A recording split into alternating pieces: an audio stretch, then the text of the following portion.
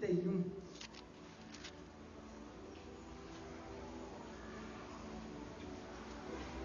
Todos encontraram? Lucas 12. Tem uns irmãos mais antigos aí que lembram até de cor salteado, né? Tínhamos até uma canção, diz assim: antes buscai o seu reino, e essas coisas vos serão acrescentadas. Tem muitas versões e traduções, né? Algumas vão dizer: buscai primeiramente o reino de Deus e sua justiça, e todas as outras coisas serão acrescentadas. Já estamos em Lucas, capítulo 17, versículo 20, de Lucas mesmo.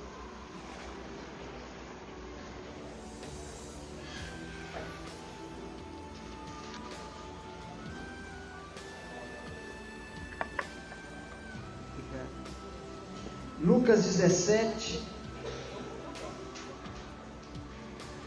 20, diz assim: interrogado pelos fariseus sobre quando o reino de Deus viria, Jesus lhes respondeu: o reino de Deus não vem com aparência exterior, nem dirão está aqui ou está ali, pois o reino de Deus está entre vós.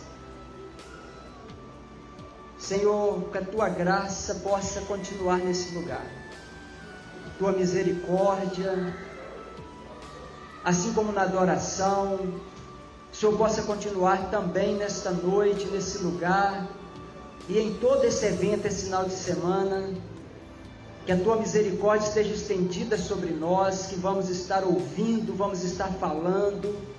Nos dê graça, nos dê sabedoria nesses dias, para que esse tema, ó Deus, tão propenso nessa era que estamos vivendo como igreja, possa ser abençoador para cada um de nós. Continue nos ajudando nesta noite, para a glória do teu nome. Amém. Amém, meus irmãos? Como eu disse, prazer, né? Mais uma vez nós podemos estarmos juntos como rede de igrejas Connect, sabendo que cada um aqui, que estão aqui presentes em cada região, em cada bairro, sabemos os desafios que cada um tem enfrentado para estar na ação, né? No embate, na missão que Deus tem colocado no coração. E quando nós vamos falar desse tema, né, colocado como paixão pelo reino, naturalmente, isso nesses dias não é tão simples falar, não é tão simples estarmos compartilhando, pois sabemos que estamos enfrentando muitos desafios. Mas é interessante a gente entender, quando a gente fala de paixão, paixão é um substantivo feminino. Por exemplo, você não vê alguém falando "ô paixão", mas paixão é um substantivo feminino, fala "a paixão", né? E ela também lembra o martírio de Cristo, paixão de Cristo, e também dentro do segmento do Evangelho que trata essa questão do martírio.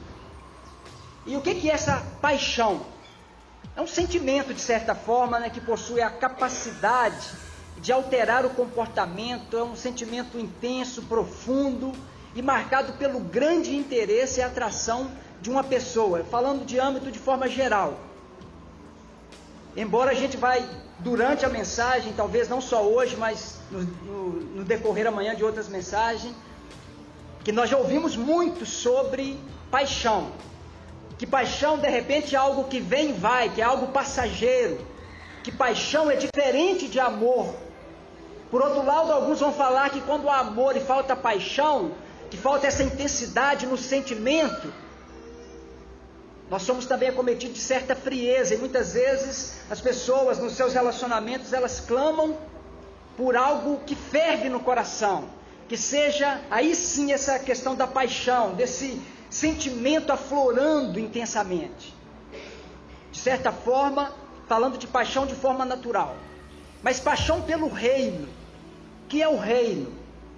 Reino de certa forma está falando de forma de governo, de Estado, de organização.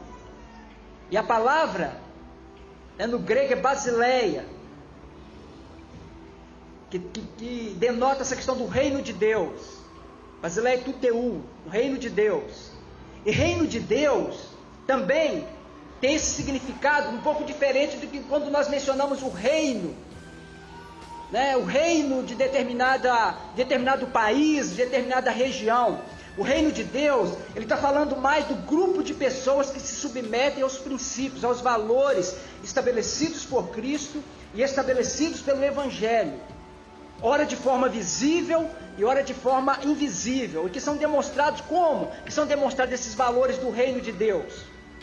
São demonstrados através da ação, de comportamento dessas pessoas envolvidas nesse reino, que estão submetidos a esse reino. E por isso, no Lucas 17, 20, 21, que terminamos de ler, quando é citado que o reino de Deus está entre vós, a NVI e a King James, elas concordam nesse sentido, muitas vezes, de colocar reino de Deus com R maiúsculo, porque algumas versões deixam com R minúsculo. Mas a NVI e a King James, elas sempre, quando fala reino de Deus, elas colocam o R maiúsculo no sentido de estar direcionado exatamente a esse reinado de Deus. O teólogo Joaquim Jeremias, na Teologia do Novo Testamento, ele vai explicar esse texto, e ele fala o que Lucas, o Evangelho está dizendo, quando fala que o reino de Deus está no meio de vós, está entre vós. Ele fala que daria para ser traduzido escatologicamente da seguinte maneira, que o reino de Deus estará repetidamente no meio de vós. O reino de Deus estará repetidamente no meio de vós. Reino de Deus também, quando a gente menciona, estuda e lê, alguns teólogos fizeram a seguinte colocação: o reino de Deus já e ainda não. O seu Shed, outros teólogos, seja sem seus brasileiros, Paul Tillich, tudo usou essa colocação: o reino de Deus já e ainda não. O que quer dizer com isso? Que o reino de Deus já e ainda não. Já no sentido que nós vamos ler daqui a pouquinho alguns versos, quando Jesus, eles falam, o reino de Deus é chegado, o reino de Deus.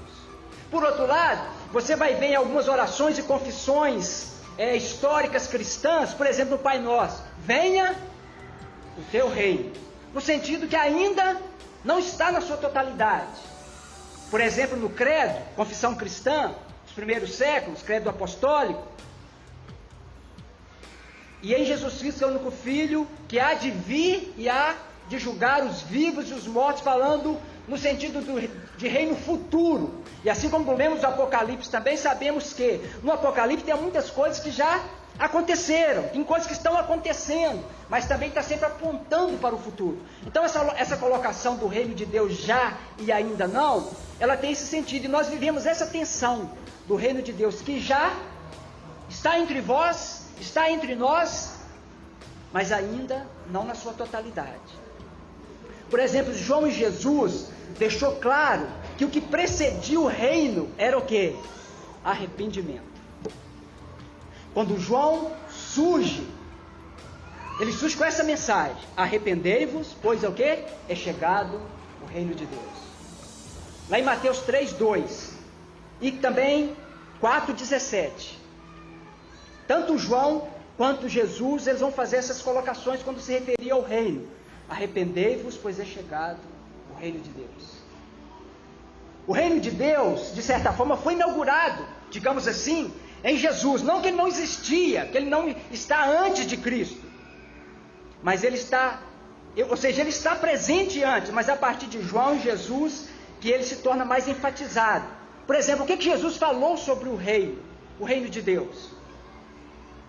Em João 3,3, em outros versos, a gente vai ver a colocação: passou Jesus a pregar e a dizer: arrependei-vos, porque é chegado o reino dos céus. João 3,3, quando ele está conversando com digamos assim, um líder ali da sinagoga, parece que era Nicodemos, ele faz a seguinte colocação: quem não nascer de novo, não pode ver o reino de Deus. os judeus, e isso aqui não é novidade para a grande maioria de nós, eles tinham esse entendimento de Jesus como Messias, que estabeleceria o reino, digamos assim, físico. E tem momento que Jesus deixa eles até confusos. Se o meu reino fosse dessa, eu diria isso, diria aquilo. Por isso o reino de Deus, tem momentos que ele é muito claro a sua mensagem, tem momentos que ele não fica tão claro. E Jesus foi esse que fez várias colocações sobre o reino. Lucas 8:1, por exemplo. O computador não está projetando? Não está? Ah, tá. E aí seria bom que eu coloquei vários versículos, eu já escrevi os versículos, então não vou abrir na grande maioria deles, até por causa do nosso tempo. Mas Jesus, vários momentos nos evangelhos, por exemplo, Lucas 8:1, mostra Jesus. Vamos abrir pelo menos, já que você abriu em Lucas aí, está mais fácil. Volta aí, capítulo 8, verso 1, para a gente estar introduzindo. E os irmãos vão continuar amanhã. 8:1. Depois dessas coisas, Jesus começou a andar de cidade em cidade, de povoado em povoado, pregando e anunciando o evangelho de quê? Do reino de Deus. E os 12 os acompanhavam. Se você tem Lucas, capítulo 9, verso 2. E os enviou a pregar, o quê? O reino de Deus e a realizar curas. Então a gente vai ver Jesus, vários momentos, fazendo colocações sobre esse evangelho. Qual? Do reino de Deus. Capítulo 9, versículo 60, também em Lucas.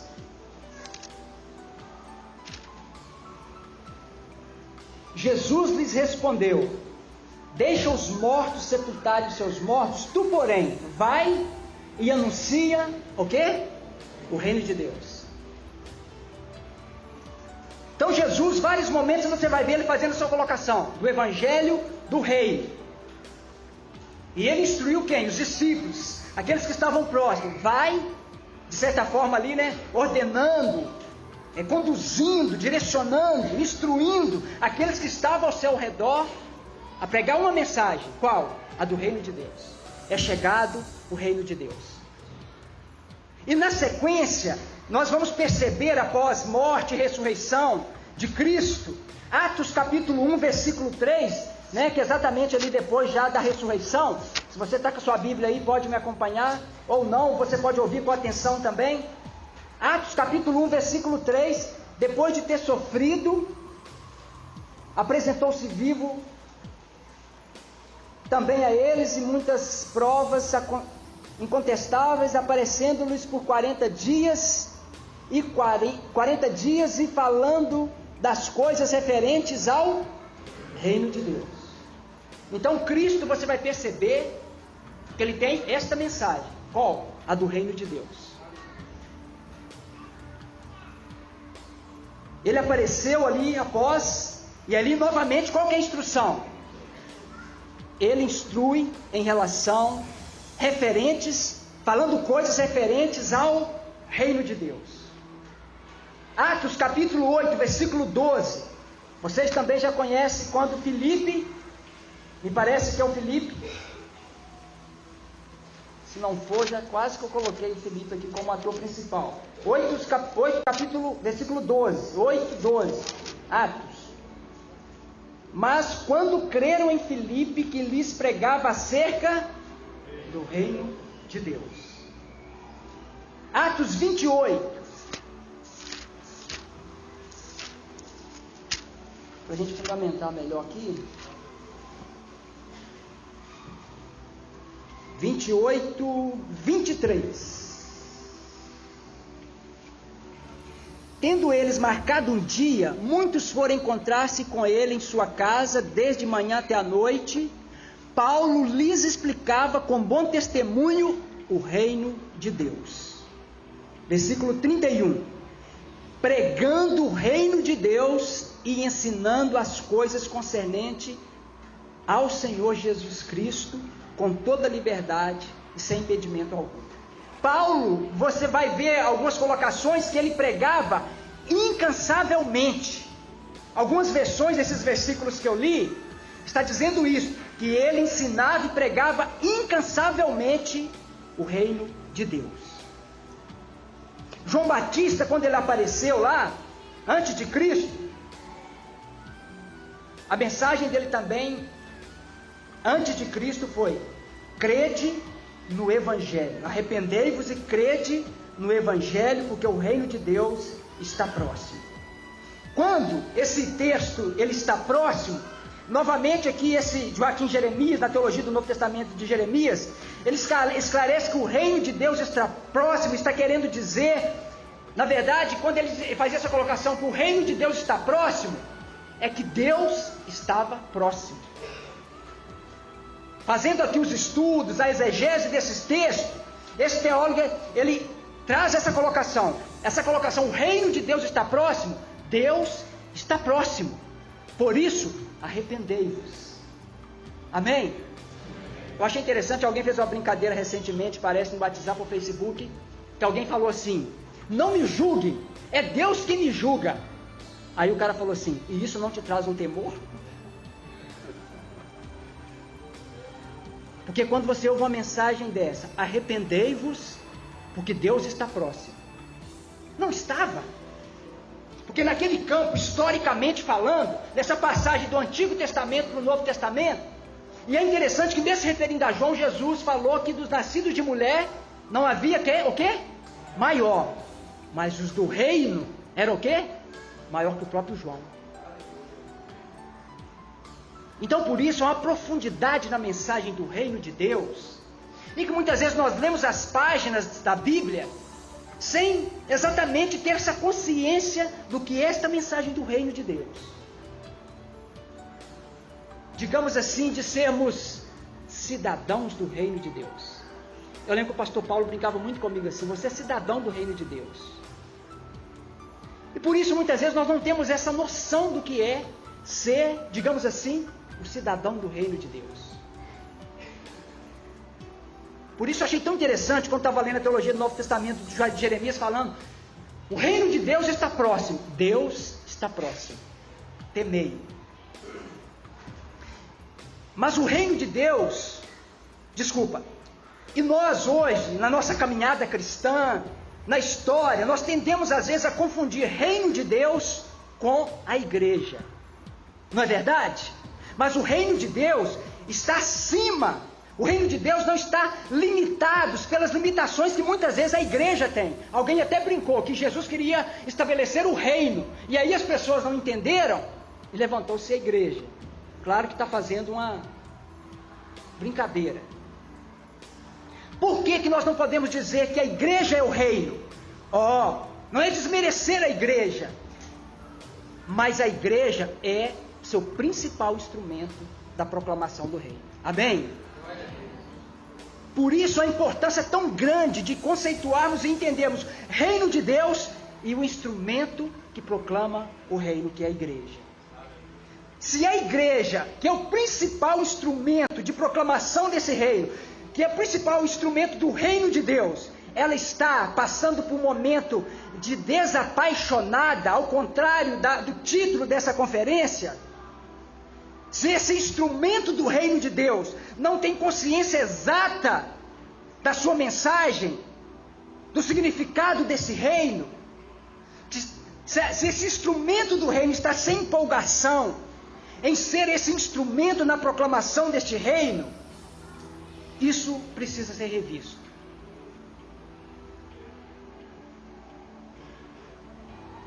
Não podemos confundir também paixão pelo reino com reunião, com liturgia animada. Alguém que está cantando mais fervorosamente, alguém que está pregando com um tom de voz mais alto, que nós chamamos de eloquente, se no dia a dia não há obediência ou testemunho de vida coerente com o evangelho do reino de Deus. Claro que nós estávamos tendo uma reunião recentemente falando, sobre algumas denominações históricas que manteram a tradição, que hoje elas mesmo estão clamando, Antigamente se falava assim: dispenso qualquer manifestação. Hoje muitos deles estão falando assim: eu estou aceitando manifestações de glória a Deus, de aleluia, de bater palma, devido à frieza do culto. Mas o que eu quero dizer é que muitas vezes paixão não está muito ligado ao fato de termos uma reunião animada, de um louvor ardente, como nós intitulamos na era pós-moderna, né, de extravagante adoração. Um exemplo disso que eu vivi, quando estava fazendo um trabalho de missões, quando estava estudando, um texto parece do Valdir Steunágel, parece, que certo casal foi para determinada região, não sei se da Índia ou da África, talvez já tenha até citado isso aqui, peço paciência, você que já ouviu, você que não ouviu, pode ser abençoado nessa noite. Determinado casal ficou, vamos dizer, não lembro agora exatamente o tempo, 3 anos em determinada região, e aí ele traz um relatório, e esse casal era muito conhecido, como nós hoje conhecemos como um casal de linha teológica, bíblica mais fervorosa, no sentido de mais pentecostal, de manifestação dos dons. E depois de algum tempo foi um certo casal que era conhecido como tradicional. E aí depois de um certo tempo que esse casal volta, ele deixa no seu relatório: deixamos 40 igrejas implantadas, funcionando dessa maneira. Claro que igreja no sentido mais de célula, casas, né, onde se formou, trabalhou alguns líderes. E aí no final desse texto do Valdir Steunágel ele falou: como que agora eu pego um relatório de alguém conhecido mais fervorosamente, e agora eu pego outro relatório de alguém conhecido como geladeira, como frio, e ele me deixa 40 igrejas implantadas nessa região tão complicada de se proclamar o Evangelho.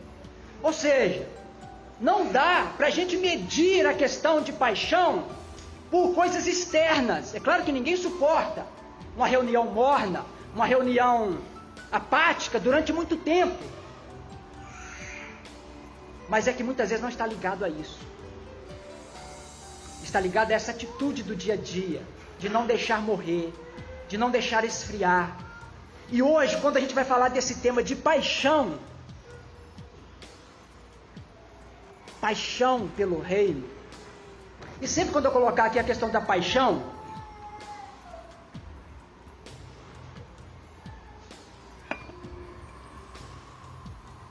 pastor Diego está fazendo eu tremer aqui, suar dobrado, porque ele sabe, né? Mas glória a Deus. Essa questão de paixão, hoje falar, difícil, complicado de certa forma, porque pregar, ensinar, falar sobre é muito diferente do que viver.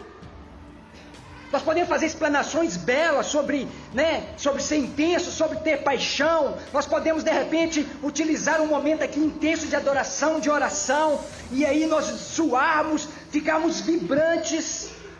Mas o viver é que é o grande segredo.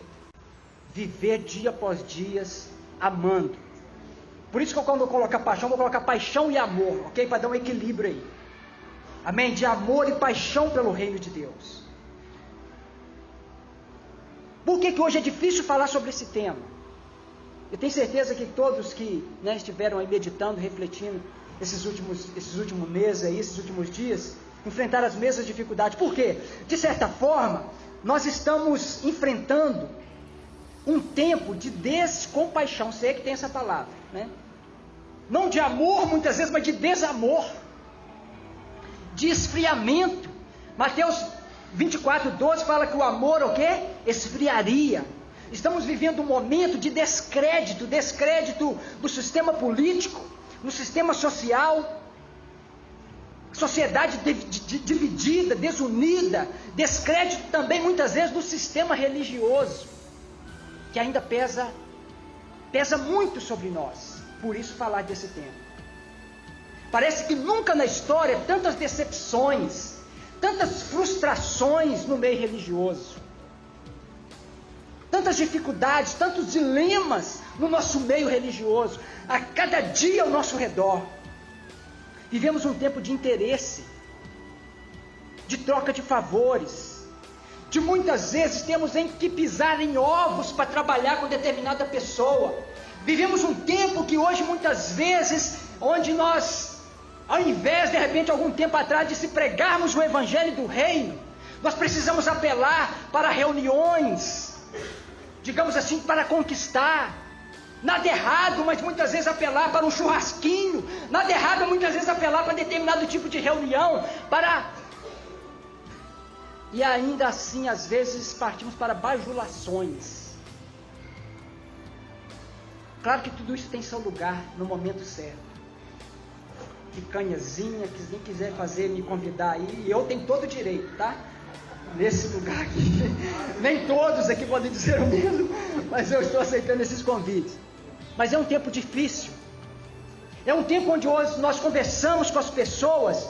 É um tempo de muitas vezes de vida com Deus empurrada, não espontânea, não prazerosa, de uma grande maioria. Claro que não é de todos. Quando eu falo isso, estou pegando, digamos assim, um gráfico geral, porque nós conversamos como pastores, como os líderes, nas reuniões, e sentimos isso como um sintoma no nosso meio. E como que nós percebemos isso? Olhando não para você, mas para mim também, para cada um de nós. Parece que temos muitas vezes hoje que nos adequar aos gostos, aos pontos de vista de cada um, ao invés de nos adequarmos ao Evangelho do Reino. As pessoas hoje muitas vezes são confrontadas em alguma área, em alguma coisa, ao invés de buscar conserto, unidade, buscam exatamente muitas vezes o contrário. Procuram outra denominação, outro ambiente. E muitas vezes acabam confundindo o reino de Deus com a igreja. Como eu disse, igreja é um instrumento que é formado por pessoas, que é formado por família de Deus, é o corpo de Cristo e Ele é o cabeça, amém? Que é formado por pessoas, e onde há pessoas, onde tem eu, onde tem tu, onde tem ele, onde tem nós, vós, eles, tem falha, tem dificuldade.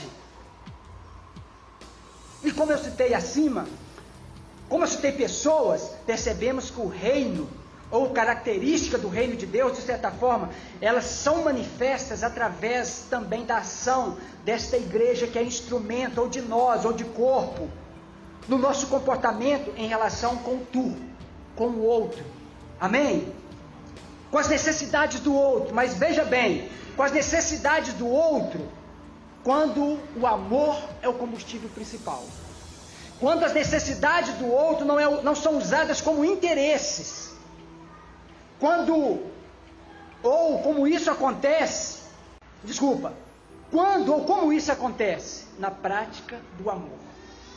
É quando somos movidos pelo amor verdadeiro, não com interesses, quando estamos realmente interessados na pessoa, em ajudar, em apoiar, em acompanhar, em suprir. Esta é a visão do reino de Deus. O reino de Deus está buscando esse amar o outro. E por nós confundirmos muitas vezes, não sabemos separarmos exatamente reino de Deus e igreja, muitos de nós estamos muito frustrados, muito desanimados, e a paixão e o amor pelo reino vão se esfriando no meu coração, no nosso coração, vão diminuindo, vão tirando, e aí nós vamos tirando o pé, e tem um momento que a gente percebe que tiramos o corpo inteiro. E paixão está falando desse sentimento que envolve o quê? Coração. Não é verdade? Quando a gente fala aí dos relacionamentos, né? Da corte, do namoro, do relacionamento homem com mulher, a gente sabe disso. Esse dia eu estava até brincando, nós tivemos um culto de casais lá no Morro Alto, né? E aí eu peguei algumas canções assim românticas, gospel, evitei um Phil Collins, um outro aí para não escandalizar os irmãos, e pedi, quem tem o costume de dançar com seu cônjuge? O pessoal ficou um pouco acanhado. Falei, olha, tudo bem, aqui na igreja deve estar um pouco acanhado de dançar uma música lenta, né? Colocar lá uma música, dançar com seu cônjuge. Às vezes eu estou meio estressado lá, minha esposa que é mestre nisso, ela percebe que estou meio cansado. Aí ela põe uma música lá e começa a me puxar e dança. Então me distrai, faz muito bem, viu, irmãos? Esse mês do namoro aí, ó, mês dos namorados aí. Porque muitas vezes a paixão nesse relacionamento está esfriando e ela precisa ser reacendida novamente. E a paixão está falando desse sentimento que a gente olha aqui para o coração, embora está aqui, né? Mas paixão está falando de quê? De coração. E falando do coração, o que é o coração? Esse órgão, né, vital em nossas vidas. Na verdade é um músculo, ou contém 3 tipos de músculo agindo nele. E lá em Hebreus agora, capítulo 3, versículo 7. Queria que você passasse suas páginas aí um pouquinho. 3:7.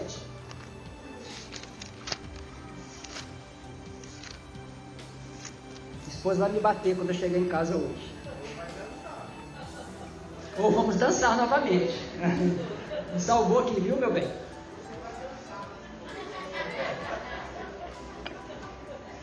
Para quebrar o gelo. O pessoal fala que eu sou muito sério, que sou muito bravo. Eu agora estou até rapando a sobrancelha no meio. Foi o Lezinho que me ensinou isso. O Lezinho me ensinou aqui, ó. Tira um pouco aqui, rapa no meio, porque sua cara é muito fechada. E quem anda comigo sabe que não é tão assim, né? Que as aparências enganam. Hebreus capítulo 3, versículo 7. Quem achou, não precisa dizer amém. Assim como diz o Espírito Santo, hoje se ouvides a sua voz, não endureçais o coração, como na rebelião no dia da provocação do deserto, onde vossos pais me tentaram, quando me aprova, ainda que durante 40 anos tenha visto as minhas obras. Por isso me indignei contra essa geração e disse: estes sempre erram em seu coração, e não chegaram a conhecer os meus caminhos. Pode ser no versículo 10, já li o 10, né? Está falando de coração.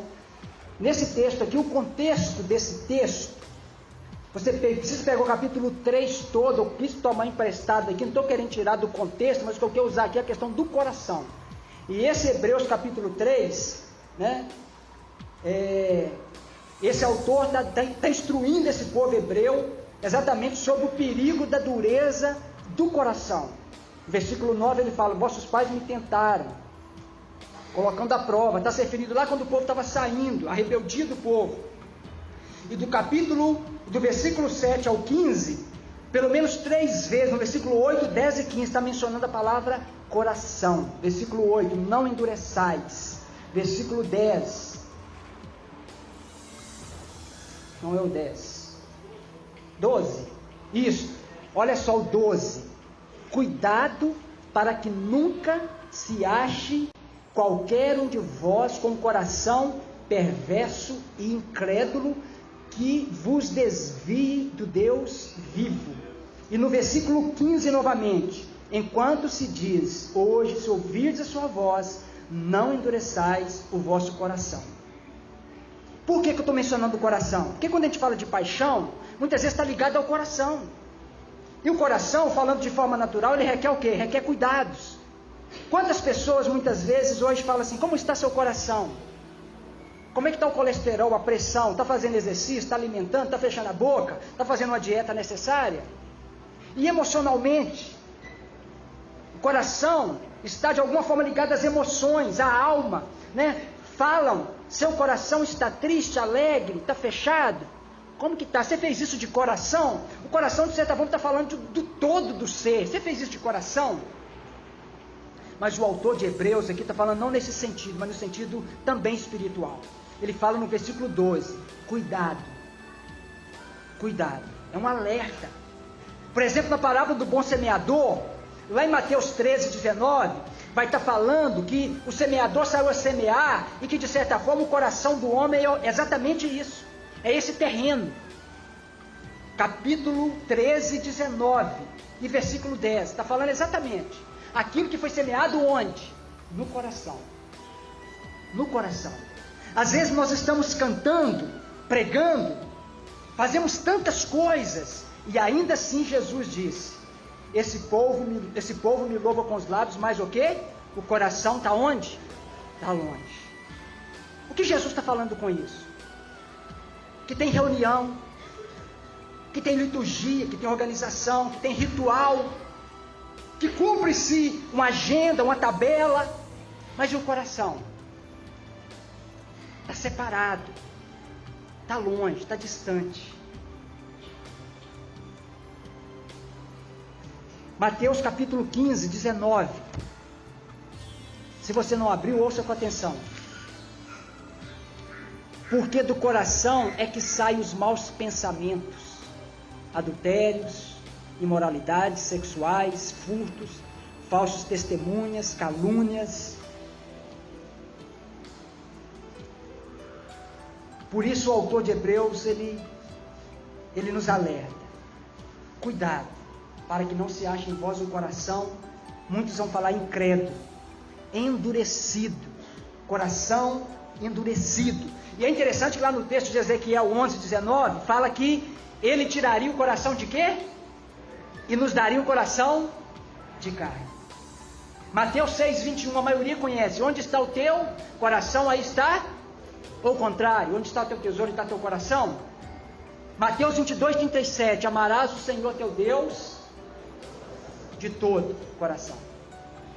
Por isso, quando a gente fala de coração, você fez de coração, você fez com todo o seu ser.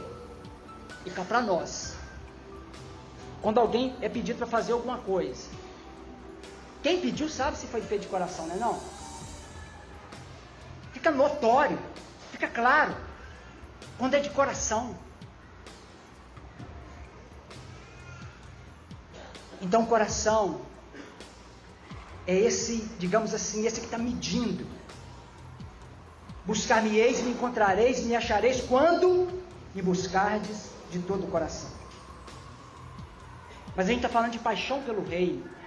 Como que a gente está vivendo isso nessa era, nesse momento, nesse tempo que estamos vivendo? Sabe por quê? Coração é um negócio sério. Você sabe quando seu coração está endurecido, sabe? Nós sabemos, cada um de nós sabemos. Quando seu coração está fechado, está pesado, não se abre. Romanos capítulo 10, versículo 9, a maioria fala, né, da mensagem da salvação. Se confessar com os lábios e crer com o coração. Lucas 21:34. Se você não achou, ouça com atenção. Estou achando tudo rapidinho aqui hoje. Cuidai de vós mesmos. Não aconteça que o vosso coração se encha de... A minha tradução aqui fala devassidão, embriaguez, preocupação da vida. E aquele dia vos surpreenda como uma armadilha. Ele está falando da volta do Senhor. Cuidado, para que o vosso coração não se encha pelas ilusões, pelos apelos desse mundo. E é tão interessante que, falando dessa questão, desse desamor, desse descrédito, dessa falta de paixão que temos vivido, nós percebemos isso em alguns momentos, em alguns lugares, quando às vezes o ministro de louvor está ministrando, presença de Deus, os irmãos se prepararam, oraram, jejuaram, amém, ministros? Não só ensaiaram, eles clamaram, e às vezes está ali a presença de Deus na adoração. E aí, não sei se os irmãos às vezes têm esse costume, tem hora, sinceramente, quem está aqui à frente ministrando, eu prefiro nem abrir os olhos, porque tem algumas manifestações, né, que a gente prefere nem ver, esse negócio do...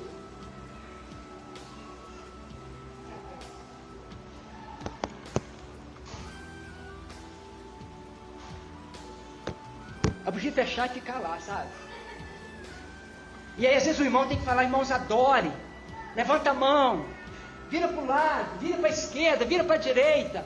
Parece que tem que ter um condutor, sabe? Tem alguém seguindo. Não é, não é viver aquele momento assim, né? Nostálgico, viver lá do passado. Mas bem novo convertido, você tem o coração mais puro, mais simples, né? Menos crítico. Eu me lembro de algumas reuniões, né, chamados Som da Chuva e outros, alguns Som do Céu, esses eventos que tiveram aí, e às vezes o ministro da adoração estava apenas afinando. Antes de começar a adoração, já tinha gente chorando debaixo dos bancos, já tinha gente, não precisava assim, alguém abrir um versículo, não precisava assim, irmãos, levante a sua mão, porque antes de falar o cara não tinha, estava só com a mão, estava quase flutuando, sabe assim, querendo, amando, buscando, independente do que estava acontecendo. Mas hoje muitas vezes, às vezes o cara está pregando, a pessoa se preparou, palavra abençoada, palavra direcionada, iluminada, né? Iluminada no sentido como foi colocado, porque o pessoal fala agora do tema revelado, mas na verdade Deus nos dá iluminação para entendermos aquilo que já está revelado. Amém? E às vezes o ministro está ali, o pessoal distante, longe. E às vezes vem esse questionamento no coração do ministro: meu Deus, eu estou em pecado, não tem condição. Por causa dessa dificuldade, muitas vezes tem a ver, sabe com o quê? Com esse coração. Com o coração. Deixa eu te falar, enfrentar corações endurecidos é uma das piores batalhas a serem enfrentadas.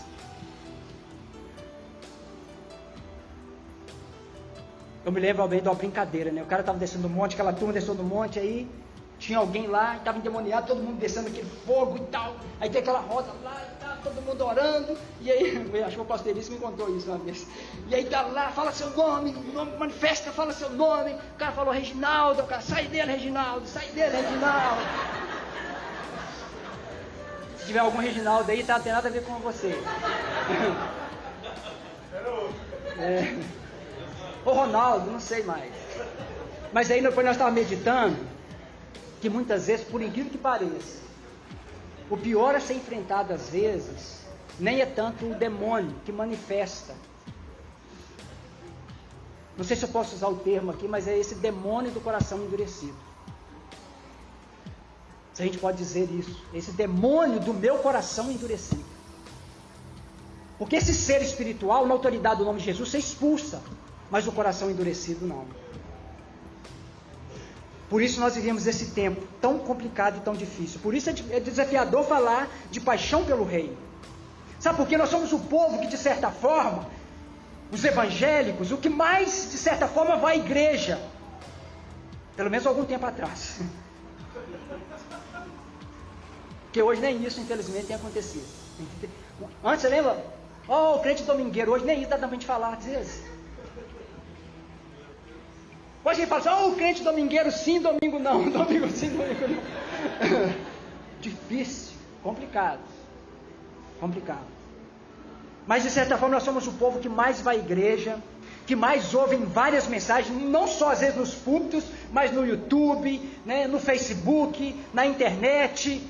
Ouve e vai, participa de vários eventos, de canções maravilhosas, e outras não tão maravilhosas.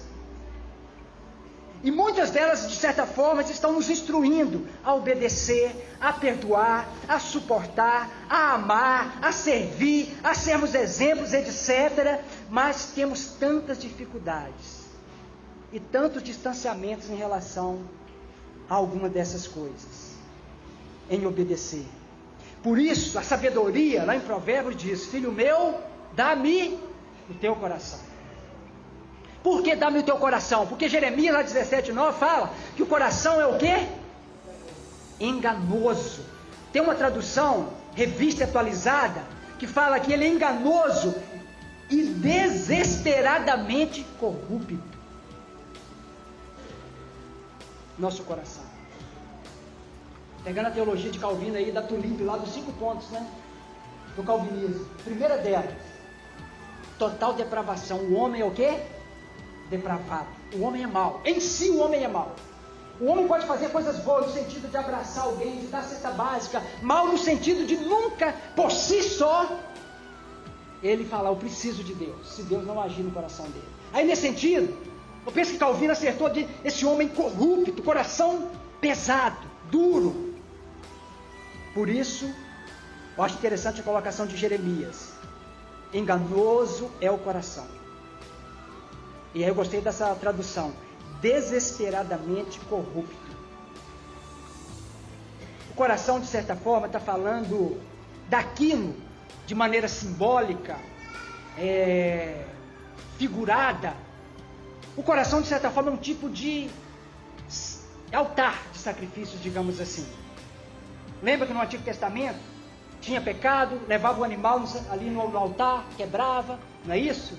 Hoje nós somos casa, nós somos templo. E muitas vezes o coração é esse local onde se oferece, né, esse sacrifício de adoração. E olha só que interessante o que diz Romanos capítulo 8, versículo 7. Romanos 8, versículo 7.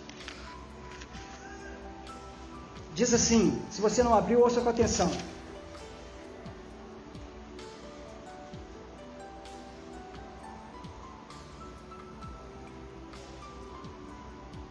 A mentalidade da carne é inimiga de Deus. Acho que eu errei aqui. A mentalidade da carne é inimiga de Deus, não está sujeita à lei de Deus, nem pode estar, tal. Vós, porém, não estáis no domínio da carne, mas do Espírito, que é o Espírito que habita em vós, mas alguém tem o Espírito de Cristo, não pertence a esse, não é esse texto. Errei o endereço aqui. Mas está falando aqui, eu não vou achar agora, em Romanos, quando cita exatamente, fala sobre essa questão de algo do coração. Se alguém quiser ler todo o capítulo 8 de Romanos aí, achar alguma coisa referente, me fala. Tá? Mas lá no Antigo Testamento, quando se oferecia os sacrifícios, o que está falando 27? Exato, será que é esse? Aquele que sonda os corações sabe qual é a intenção do Espírito, ele intercede por nós. Não é esse que eu queria. Mas lá no Antigo Testamento, quando se levava os animais, o que subia como incenso? Era fumaça. Não era, mas era carne queimada. Sabe por quê? Agora você acha que o texto é esse mesmo. Porque carne, o coração está falando muitas vezes dessa carne, que não se abre, que essa mentalidade carnal. E muitas vezes é isso que tem que acontecer, essa carne tem que ser queimada. Esse coração endurecido tem que ser quebrantado, para que haja o quê? Para que haja um incenso que suba. Na verdade, era o que sobrava. O que Deus aceitava, né, era a fumaça, o incenso resultando do sacrifício ali queimado. Ou seja, para que houvesse fumaça, tinha que haver carne queimada. Tinha que haver sacrifício. E isso não mudou. E o coração é como esse altar de sacrifício que sobe como incenso. É resultado do que nós estamos queimando quando estamos buscando a Deus em oração, em consagração, em jejuns, em estudo da palavra, em práticas do dia a dia. E aí vem a pergunta: como está o teu coração? Como está o meu coração? Está endurecido? Está endurecido pelo pecado? Está endurecido pelas frustrações, pelas decepções com as pessoas, com a igreja? E deixa eu te falar, os líderes também, os pastores que aqui estão, naturalmente, tem momento que os corações deles, os nossos corações se endurecem. Sabe por quê? Nós somos carne, nós somos homens, e somos imperfeitos como qualquer um de nós, no sentido de igreja. Somos humanos, estamos no mesmo barco. Os dias são difíceis para todos, sabe? Muitos pastores, líderes, às vezes o coração se endurece porque eles têm chorado pelo pecado do rebanho. Muitos enfrentam ingratidões, incompreensões. Tem muitos que são traídos mesmo, tem muitos que são injustiçados. Claro que tem momentos que também nós podemos fazermos e sermos injustos. Muitos líderes, sempre sob uma cobrança de que tem que continuar amando o rebanho.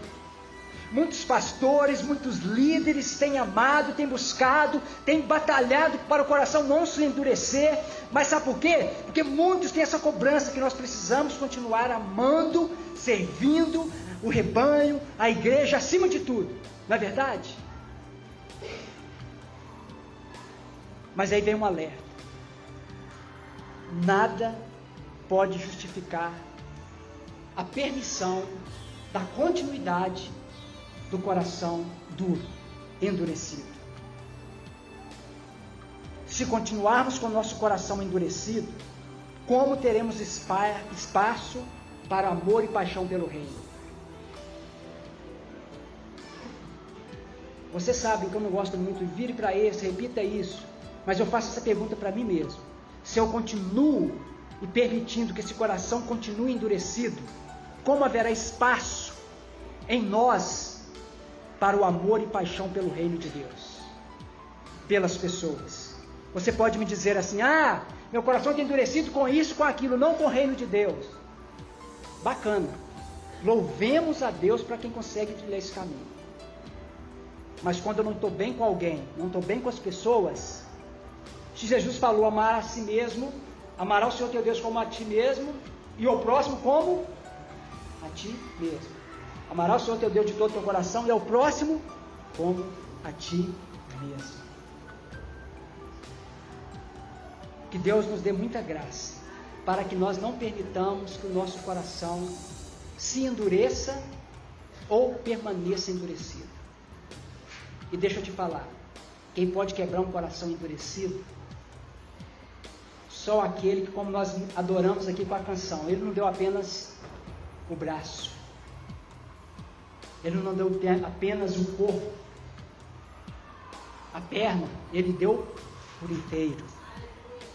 Só ele que se entregou por nós, só ele que nos amou, porque ele tinha uma visão do reino de Deus, e ele sabia, porque antes da fundação do mundo, a Bíblia fala que ele escolheu você e a mim, escolheu cada um de nós para sermos o quê? Cidadãos desse reino. Se fosse uma igreja mais pentecostal agora, eu teria que pedir para acalmar. Ele nos escolheu para sermos cidadãos do seu reino. Amém? Vamos ficar de pé, curva sua cabeça. Gostaria que você já curvasse orando, falando com Ele. Porque nós falamos de coração e nós temos que falar de coração, é de dentro para fora.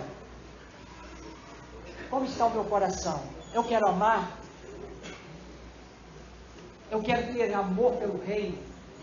Eu quero ter paixão pelo reino? Eu quero ser, graças a Deus, como temos visto, conexes apaixonadas. O nosso clamor é para esses conexos apaixonados se incendeiem. Muitos de nós que estamos passando por essa descompaixão, essa ausência de amor, essa ausência de paixão, essa ausência de prazer. Deixa eu te falar uma coisa: se o prazer, se a paixão pelo reino está se esfriando, deixa eu te falar, esse prazer, essa paixão pode estar indo para o mundo, para as outras coisas. E hoje, meus irmãos, nosso clamor aqui diante do Senhor, como Conect, como Rede Conect, como um clamor desesperador, não apenas da Conect Floramar, Solimões, Palmital, Nazaré, Morro Alto, Vitória, Garapé, Sabará, e todas as outras, mas o clamor da Rede Conect é: Senhor, quebrante o nosso coração. Sabe por quê? A Bíblia diz: coração quebrantado Ele não desprezará. Salmo 51, 17. Salmo 24: mãos limpas e coração puro, esse verá o